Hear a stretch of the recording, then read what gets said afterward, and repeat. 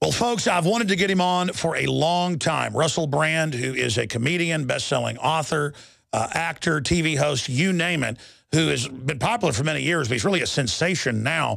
The whole office today, when they found out he was coming on, got really excited. We have a lot of big guests on.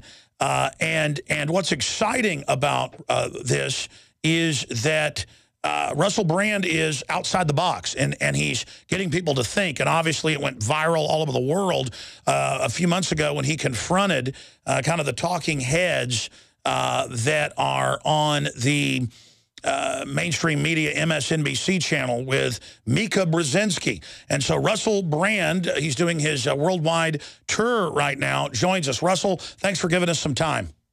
Alex, it's a privilege to be on your show. Thank you. Oh, it's a privilege to have you here. What's the best site for people to visit to find out about the tour? Is it russellbrand.tv? Yeah, that'd be perfect. Thanks. You bet. Wow. So bottom line, what is front and center most important to you right now that's happening in the world? I think the thing that is most important to me is the thing that I'm talking about in my show. It's the cultural narratives that we are told, the way that we are presented with information, the way that meaning is designated, the significance that is given to certain issues and not to others, and the light in which stories are told. So I think that that could obviously comprise Edward Snowden, or it could comprise Syria. It could comprise more broadly the manufacture of consent or the manipulation of the consciousness of civilization through a conglomeration of government, big business, and media. Coming into this interview, we played a clip when you were on MSNBC, and that really struck a chord with people when you just laughed at their narcissism and said, you don't talk about anything real. You're basically a bunch of peacocks up here. What was it like behind the scenes? And it seemed like you were clashing with them, and it really captured people's imagination. What happened there? Because you were in the middle of it.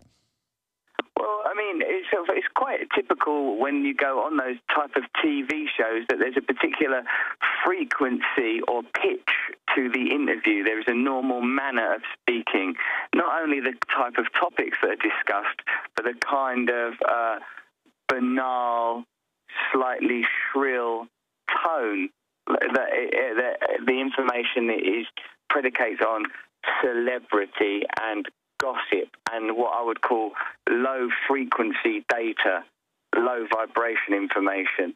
So it was like that. So it's like that when you go on anything on mainstream television. Those programs all sound the same. People all look the same. They all talk in the same way. And it was that kind of atmosphere. The only difference is that the impoliteness was of such an extreme level that it gave me an opportunity to point out some of that stuff, which I wouldn't typically do because it sometimes doesn't seem appropriate to tell people that what they're doing is pointless or silly. I want to get into world events, your tour that's so popular that I hope to see when you come to Austin in a few weeks here in Texas.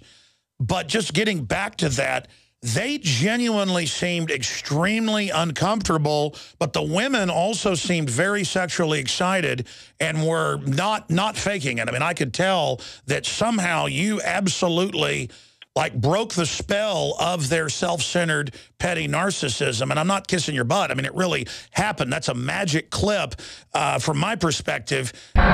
You've become nervous. Why are you nervous? Really? No, you're a powerful woman. You've got a lovely job. What seems to be the trouble? I don't know. You've got a hair like Princess Diana. Oh, wow. Is this what you all do for a living? Yes. We're going to be talking about the situation with Edward Snowden, this whistleblower. Is it good, what he's done for America, or are our secrets being jeopardized by his intentions? We're going to be talking about that. Why do you think you shook him up so bad? I don't know. I'm a bit confused by it because I just went on there and did what I normally do, is just be polite. And then if I point out something that's idiosyncratic or weird, I observe that.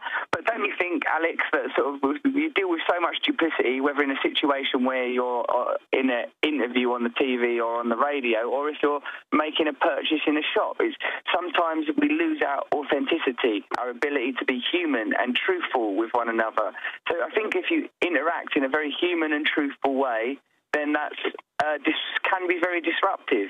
You know, and Sure. I think it's not like that there are certain individuals that are good and certain individuals that are bad. I know myself that, you know, I work in films and I've worked a lot in media, so I must be culpable as well for propagating these ideas and supporting them in my own way. And on a bad day, like just now, I arrived at Seattle Airport and there were people that wanted autographs, and they were the kind of people that sell the photographs on afterwards. You know, they like, you know, they, for eBay, they don't want them for themselves, they want them to sell on eBay.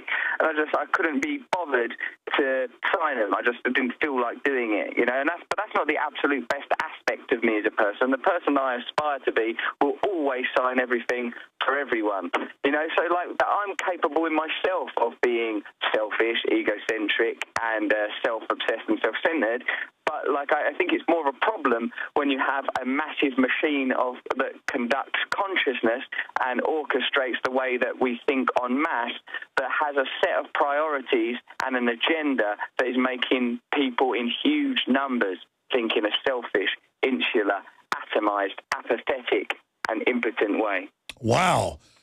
Man, I tell you, you're on fire. It seems like you have really had an awakening. I mean, you've been awake for a long time, but it seems like your awakening is accelerating. Is that accurate to say? Yeah, I think you might be right, as a matter of fact, Alex. I mean, like for me, spirituality is an important component. I meditate a lot, and I practice certain spiritual principles that mean I have to be very mindful one day at a time about the way I live my life. I'm like a drug and alcohol free, and the more that I've detached myself from the things that I thought would make me happy, like money and fame and other people's opinions, the more truth is being revealed. That is pure veritas, because that's been my experience as well. And what you were just talking about, just being aware that you're being selfish or doing things that are self-centered or narcissistic is half the battle. Most of the people out there, especially that are in the mainstream media, they are purely turned over to the narcissism and are like biological androids. They're not even real. And I think that's why you freaked Brzezinski's daughter out and others so much, is because they got into this conscious of the manipulation they were involved in, but really what you do to others comes back on you. So now they've turned into what they tried to do to the public, making the public one-dimensional cutouts of what they projected. It's now blown back on them. That's very interesting. I often wonder, Alex, how those situations are contrived. I sort of suppose if you work in the media, you go through so many filters. You know, you're just not going to get that kind of job unless you're a certain type of person, unless you know the right sort of people. If you say the wrong type of things, you'll be filtered out. You know, so by the time you get to the point where you have your own show, generally speaking, you think a certain way that is in alignment with the elitist interests that are behind whatever corporation owns the outlet. Yeah, but like I think too that there is probably a less obvious way of understanding things in terms of, I wonder what happens neurologically. I wonder what the energy in a brain looks like. I wonder what that it's like if our brains are surrounded by other brains that are thinking in a certain way, that are broadcasting, transmitting at a certain frequency. You know, like that. This is what I feel like we have, is a sort of a situation where there's such a strong and hypnotic message that exists not just externally but more worrying internally. I'm always more worried when I find that's why I don't like it when I transgress my own personal principles, because I think, well, then I'm not behaving in accordance with what I believe in. I'm policing myself. You know, if I'm selfish, then I'm part of the problem. You know, like Gandhi says, be the change you want to see in the world. So really all I can control is that I treat people well, you know? Absolutely. And you know, thinking about that, the establishment is aware of the group consciousness, the group collective, and they're trying to program it, as you said, on record. They've written books about it, to lower the frequency down to a bestial or even below bestial level, beyond common sense, even self-preservation, so that people can be programmable. So it comes down to the old question of free will versus not free will. And I think that's how you can tell the good guys from the bad guys. If someone wants to expand consciousness, awakening, understanding, and empower people, then that means they're on the good side. If they want to shutter the horizons and put walls around the mind, that's the bad guys. And from what I've heard, it's gotten amazing reviews, sold out in many places in the world. Messiah Complex, Revolution of Consciousness Tour. You're attempting to show people what different perspectives or windows into this. Describe it for us. What I do, Alex, Alex, is I use as navigational points certain personal heroes of mine. I talk about Malcolm X, Che Guevara, Gandhi, and Jesus Christ, and how each of those characters represent certain traits, certain human facilities that are oppressed and have been lost from our cultural narrative. Like that you can't have figures like Gandhi, Che Guevara, Malcolm X being celebrated in the mainstream, because you would then have an insurgent population. If people start to think like Malcolm X, they're not going to tolerate being treated as a compliant consumer cattle. If people think like Che Guevara, they're going to be prepared to take up an armed struggle. If they think like Gandhi, they're not going to be seduced by consumerism, and they're going to be prepared to protest en masse. I also point out that all those individuals are flawed. Che Guevara was famously quite a brutal man and kind of homophobic, and Malcolm X had a sort of a difficult criminal past, and Gandhi had some domestic and personal issues that are complex. And I point out that all these three people are human and therefore flawed, but that does not negate the positivity of their message. I also say that while we have lost these icons, lost these heroes, and indeed seen them appropriated in a corporate context, the posthumous image of Gandhi is used to sell Apple computers. Che Guevara crops up at Mercedes car exhibitions, is because we're in a situation where our heritage, our cultural myths and our stories that keep us bonded and unified and to a degree, I don't know, human, are being lost and subjugated, because as long as human beings are in a state of fear and a state of stimulated desire, we will always be beholden to the elites. We will always be beholden to the corporate interests that offer to resolve these problems by selling us products. I've got to keep it funny, Alex, so I have to talk about sex every few seconds as well. Wow, Russell Brand is joining us right now on the road, part of his international tour. And, you know, speaking of getting people outside the box, from my own research, you're absolutely on target at the core here, that the establishment is expert at hijacking icons, or as Campbell wrote, archetypal images, and then twisting them towards their aim, and then really rewriting all the basic cultural knowledge that every group out there had and replacing it basically only with the New World Order's propaganda. I mean, nothing against basketball players or movie stars, but if that's what kids aspire to be, there's not many slots there. But by making those people the icons artificially and making that the only thing that matters, then kids will never think about being a revolutionary, or never think about standing up nonviolently to oppression, or never think about the fact that they could change the course and be an example to others. And so I really get from this that you're trying to almost go back and see what these people really stood for and try to get folks to become aware of this power? Yes, exactly, Alex. I look at some corporate slogans like McDonald's, loving it, which is kind of meaningless and empty and an exploitation of an interesting piece of language to do with love. I look at Diet Dr. Pepper and their slogan, unbelievably satisfying, and how ridiculous and hyperbolic that is. Even the slogan of Gillette razors, the best a man can get, I can immediately point out that this is setting the bar very, very low for humankind and for mankind.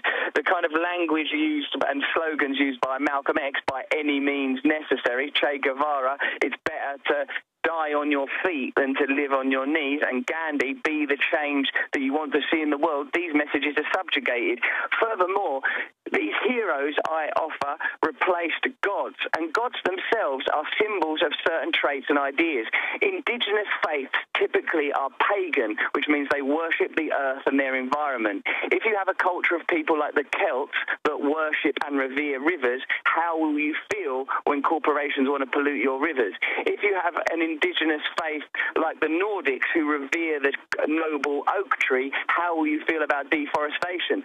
If you have people like the native people of this country that revere and worship the earth and soil, how will you feel when people say that fracking is a good idea and necessary? It means that we've lost our narrative that ties us to our actual reality, our authentic reality, as part of nature, not living separate from nature, but part of nature. Sure, they get us. It gives us a narrative where we live in accordance with elitist interest. Wow, so they get us to sell out for light beer and blue jeans, as they say in a recent popular film, and then we're not satisfied by the light beer and blue jeans. Folks can go to russellbrand.tv to find out if they can still get tickets in their area of the world. Russell, where else are you going now on the tour, and where was your favorite place you visited since you got on the road? Well, I've been all over Canada and had a great time there. I'm currently I've just come from San Francisco. That was fantastic. And I'm in Seattle now. I'm going to Portland. Then I'm going to be back in my country for a few days. And then I'll be in sort of New York and Florida and Austin, Texas. I'm enjoying all of it, really. I mean, you know what it's like when you're touring. You don't spend an awful lot of time in any one location. So, but I really love America and love being with the American people and find that, broadly speaking, American media and American politics is not representative of my experience directly with American people. Sure, absolutely. It's a fake projected culture that the world sees that is not even America. It's like New Yorkers still move to Austin or still visit Texas and think we ride horses to work and that we're all the Beverly Hillbillies. In the 10 minutes we've got left, Russell, I want to go over some of the world events with you that are happening right now, like Syria. But first, what do you think's happening in the media revolution? Because mainstream media is dying. Every metric shows that. Alternative media, the people's media with its real diversity is exploding. I want to get your take on where you think the future of the media is going and cultural developments. And do you think that the human species will survive to become a type 1 civilization and make it off the planet? Type 1 civilization. Oh, cool. What does that mean? That we get our own extraterrestrial operations going and populate other planets? Well, with Alex, what I think with the media stuff is that I think the diversity provided by social networking and new media is very, very positive. But the status quo are expert at manipulating and co-opting any countercultural movement. If you look at how hip-hop began as a very sort of radical anti-establishment voice and eventually couldn't be more about consumerism and bling and wealth. The same thing happened with punk. So I think any countercultural movement is at risk of being approximated and appropriated by the mainstream. And I think we sort of see already the way that sort of social networking is in cahoots with the government and with the whole PRISM affair, that it's going to be very difficult for truly radical new media to survive, particularly if it's effective. But I feel very optimistic about it. And the more that people communicate, the more that people realize that even if we are different from one another, we have more in common with each other than we do with the people that rule us and govern us, then I think that we have a chance of changing the world. I think we do. I hear buzz about Russell Brand all over the place, mainly in new media. And I know the system wants to try to shut it down. I don't think the genie can be put back in the bottle. I know you don't like talking about yourself specifically in your meteoric rise, but I don't really follow even pop culture. I see it there when I tend to look at it, but I also see it on the streets, which is really what's evergreen. Why do you think you're getting so much more popular? Well, I don't know, but I hope that it's obviously I hope, Alex, that it's as a result of moving away from moving out of alignment with the messages and narrative of mainstream media and being truthful to my sort of my original intentions when I became a stand-up comedian, as a sort of inspired very much by men like Bill Hicks and Lenny Bruce and Richard Pryor, who made telling the truth funny, which I may not have done in this interview, but I assure you I do in my show. It's a very, very different kind of format. When I first started out, I was very interested in anti-capitalist protest and environmental issues, and sort of several of the occasions when I was arrested when I was younger was a result of behaviour at sort of anti-capitalist marches and environmental marches and stuff. So it's always been something that's in me. But now that I'm finally disillusioned and disenchanted with the spell of mainstream popularity, perhaps something new can flourish. I didn't start living until I got disenchanted with it about 18 years ago. And I just, my life gets better and better the more I realize it's almost like a matrix. It's fine to be on it, to use it, to try to wake people up. But other than that, that's the only thrill there. There's no thrill anymore just in the fake syntheticness of it. Russell, I want to talk about some good news from my perspective. Nobody's saying Assad's a good guy, but the West did start the war, did fund the rebels starting 2.5 years ago. And for the first time, since 1782, when the British Parliament voted to end the war against the colonies, they voted down the Prime Minister in the UK, David Cameron, wanting to go to war. Obama, he has a 9% approval rating on this war in a Reuters Washington Post poll. I mean, when Bush did all these lies, he had a 72. Now it's very unpopular. I see this as a sea change where libertarians, conservatives, liberals, everybody I know sees through this and knows that it's about the takeover of the Middle East that Wesley Clark exposed the 7 nations they wanted to target. I went through the Pentagon 10 days after 9/11, and an officer from the Joint Staff called me into his office and said, I want you to know, he said, sir, we're going to attack Iraq. And I said, why? He said, we don't know. And then I came back to the Pentagon about 6 weeks later. I saw the same officer. I said, why haven't we attacked Iraq? We still going to attack Iraq? He said, oh, sir. He says, it's worse than that. He said, I just got this memo from the Secretary of Defense's office that says we're going to attack and destroy the governments in 7 countries in 5 years.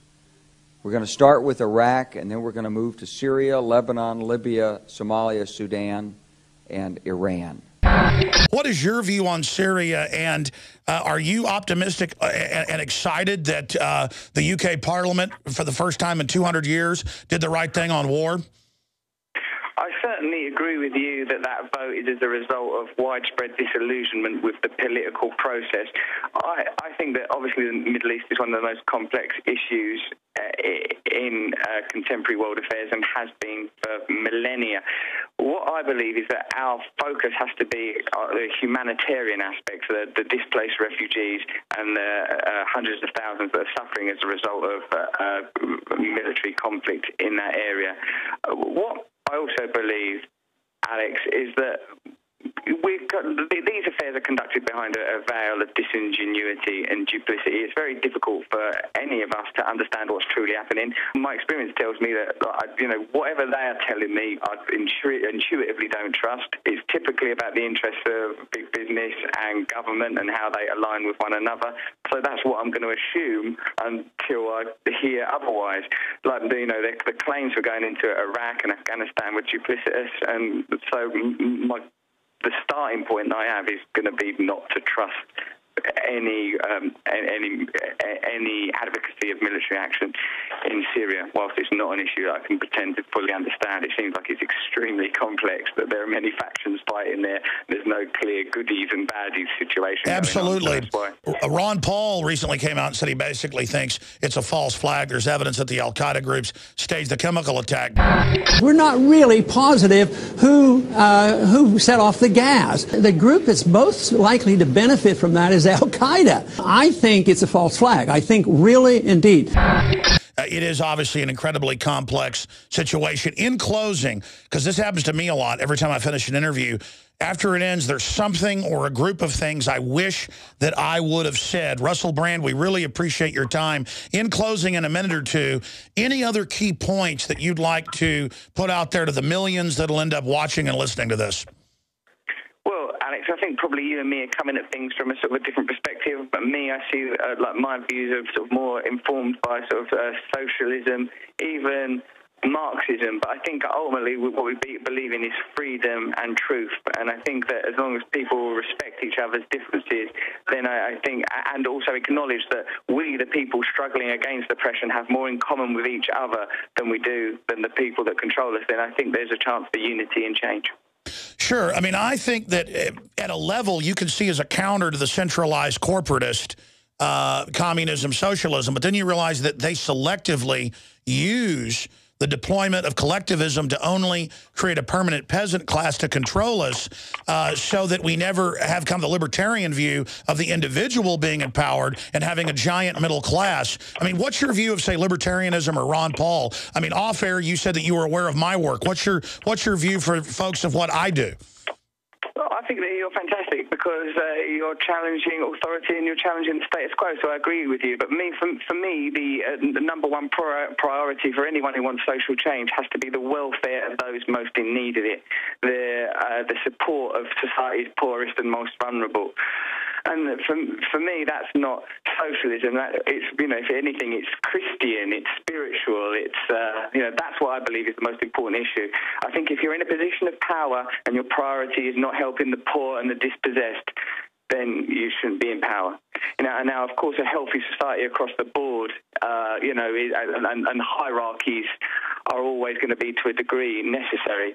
But for me, on a deeply human level, I feel our obligation is to help those that are suffering. Sure, you've got a giant Twitter account. What is it? Rusty Rockets. Is there any other places on the web people should visit other than that and your TV site? No, that's all cool for me, mate. I already follow you and stuff, but let's keep this dialogue going, and I hope I see you in Austin. You bet, and I said that was the final question. One more, and I'll let you get on down the road, because I know you're at the airport.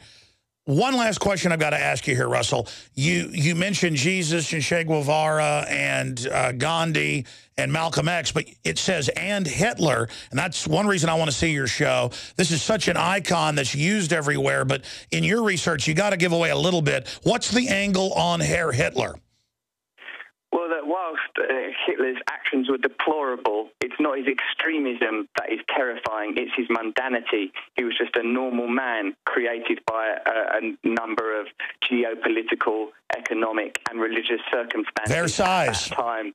In Germany, of course, Versailles and the anti-Semitism that was very prominent in that part of Europe at that time, and that now we don't in those days it was clear what evil was. Evil is Adolf Hitler. Now evil comes dressed as in the white of Ronald McDonald. Now evil is hidden behind the Apple logo. Now evil is indecipherable in derivative bundles and in dispossessed millions.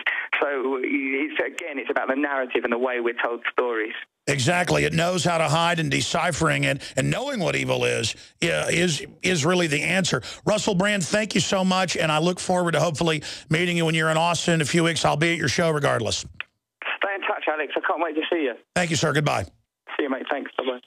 Well, folks, there goes Russell Brand, and I had been told by David Icke that he was a listener, and we got a hold of him and discovered he was.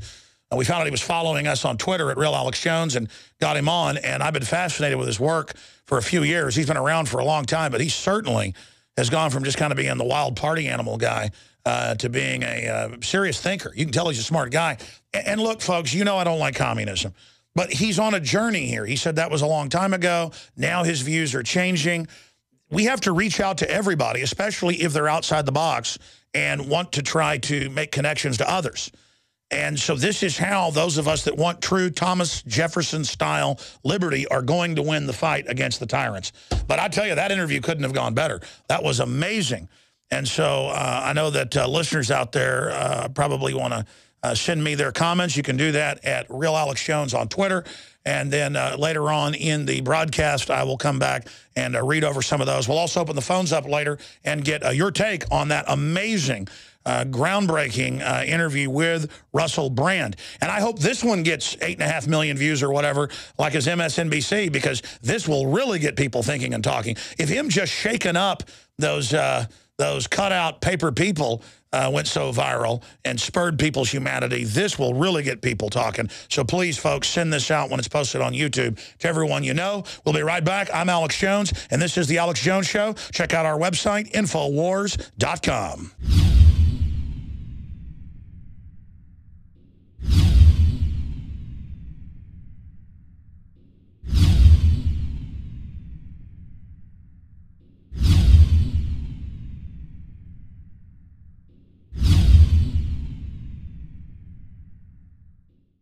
Yes, these men and their hypnotized followers call this a new order.